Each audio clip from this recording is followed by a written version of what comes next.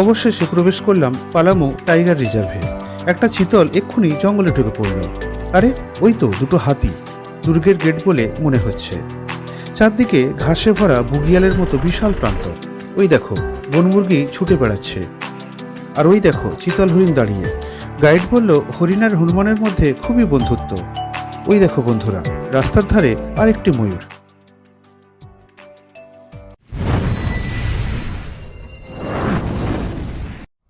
বন্ধুরা, চাঁদের পাহাড়ের আরেকটি এপিসোডে তোমাদের স্বাগত।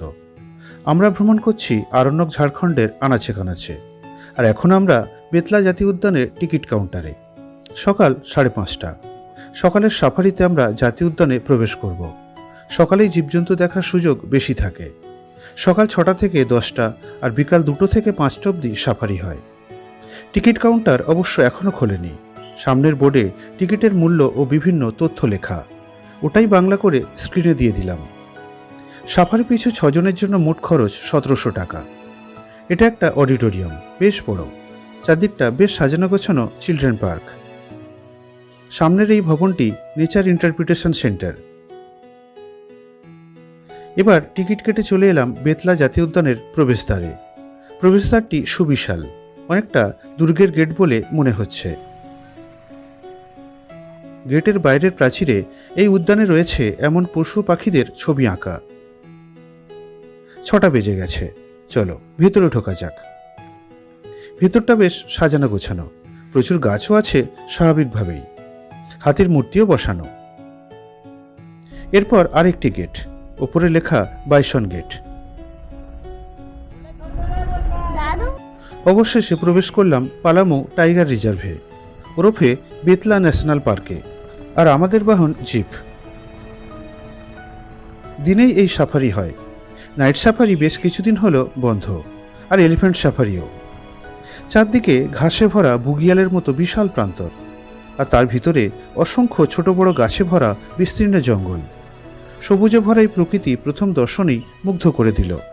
আরে ওই তো দুটো হাতি জঙ্গলে চড়ে বেড়াচ্ছে। জঙ্গলে ঢোকা মাত্রই ওদের দর্শন পাবো ভাবিনি। দেখো দুটো কেমন চুপিসাড়ে ঘাস খেয়ে যাচ্ছে।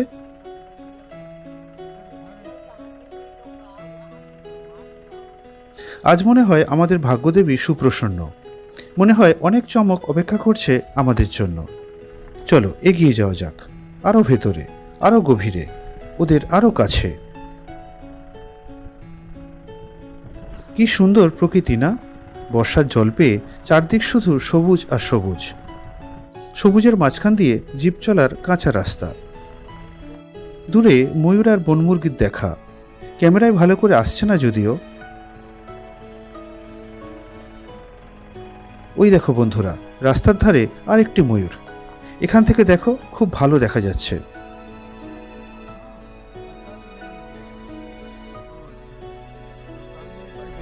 তবে গাড়ির ইঞ্জিনের শব্দ আর আমাদের বকবকানিতে ভয় পেয়ে জঙ্গলে ঢুকে পড়ল। রাস্তা পার করে পালাচ্ছে আরেকটি বনমুরগি। ওই দেখো আরও একটি।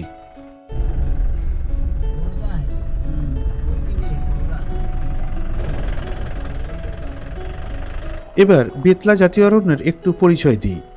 ছোটনাগপুর মালভূমির ওপর ঝাড়খণ্ডের লাতেহার ও পালামৌ জেলার সীমানায় অবস্থিত এই জাতীয় উদ্যান। মূল আয়তন 226 স্কোয়ার কিলোমিটার, তবে পুরো রিজার্ভের আয়তন সুবিশাল, প্রায় 1130 স্কোয়ার কিলোমিটার।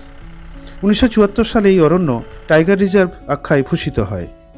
পরে 1986 সালে যা জাতীয় উদ্যানের শিরোপা পায়। ওই দেখো বনমুরগি ছুটে বেড়াচ্ছে।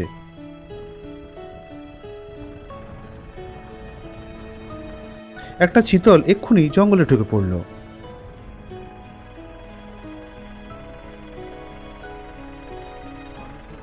সামনে বসে আছে কয়েকটি হনুমান বাবাজি, আর তাদের পার করে একটু যেতেই কয়েকটি ময়ূর ও হনুমানকে গল্প করতে দেখা গেল।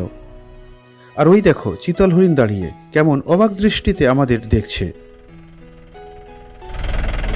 ভিতরে অনেকগুলো, দেখো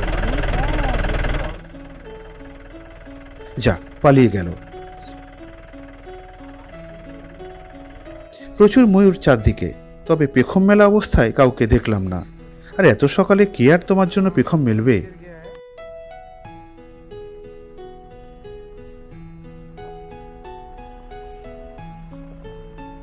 বেতলা নামকরণেও চমক রয়েছে। বাইসন, এলিফ্যান্ট, টাইগার, লেপার্ড আর অ্যাক্সিস ডিয়ার এই 5টি সংখ্যাগরিষ্ঠ প্রাণীর প্রথম লেটার নিয়ে নামকরণ হয়েছে বেতলা। যদিও এখানে আরও প্রচুর সংখ্যক প্রাণীর আবাসস্থল।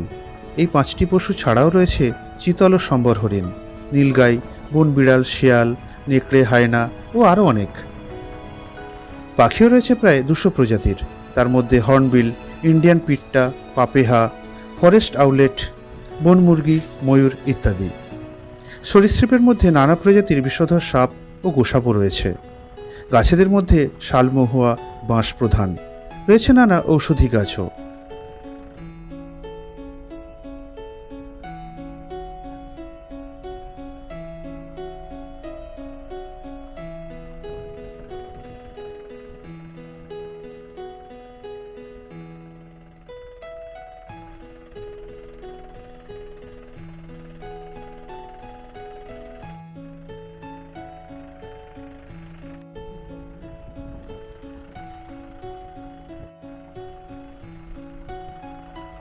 সামনে বসে আছে একদল হনুমান। এদের সংখ্যা দেখে মনে হলো এরাই জঙ্গলের সংখ্যাগরিষ্ঠ নাগরিক। এখানে হনুমানদের সাথে গল্প করছে কয়েকটি সোনার হরিণ।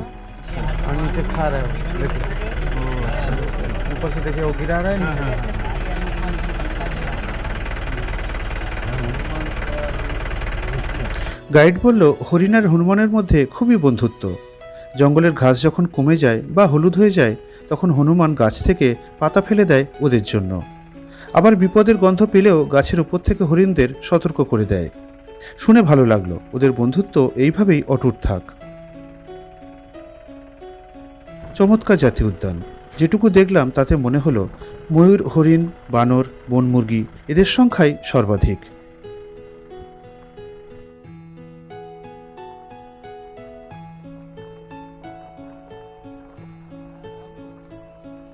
মাঝে মাঝে ছোট ছোট জলাশয় তৈরি করা আছে পশুদের জল খাবার জন্য। জলাশয়ের কাছের মাটিতে কিছু পশুর পায়ের ছাপও দেখলাম। কাছে যাবার অবশ্য উপায় নেই, গাড়ি থেকে নামা বারণ।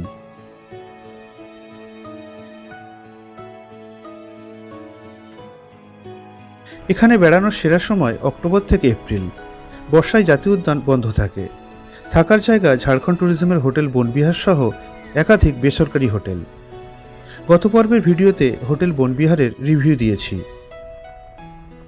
রাঁচি থেকে বেতলার সড়কপথে দূরত্ব 161 কিমি আর নেতারহাট থেকে 94 কিমি। এই জায়গাটা দেখো, অসাধারণ না? সবুজ ঘাসের মাঝে মাঝে পাথরের উঁকি মারা। শুনলাম এখানেই বিভিন্ন পশু বেশি দেখা যায়।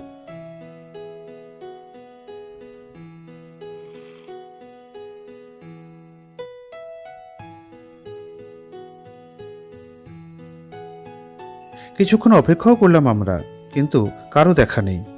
নামে টাইগার রিজার্ভ হলেও বাঘের উপস্থিতি বহুদিন দেখা যায়নি। তবে ওদের দেখা পাওয়া না গেলেও বেতলা জাতীয় উদ্যানের প্রাকৃতিক পরিবেশ দেখে আমরা মুগ্ধ।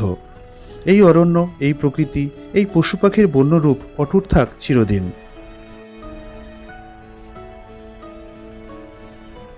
তো বন্ধুরা, কেমন লাগলো তোমাদের আজকের বেতলা জাতীয় উদ্যানের গল্প? জানাতে ভুলো না কিন্তু। আগামী পর্বে অন্য এক প্রকৃতি আর তার গল্প নিয়ে শীঘ্রই আসছি। টাটা, ভালো থেকো সবাই।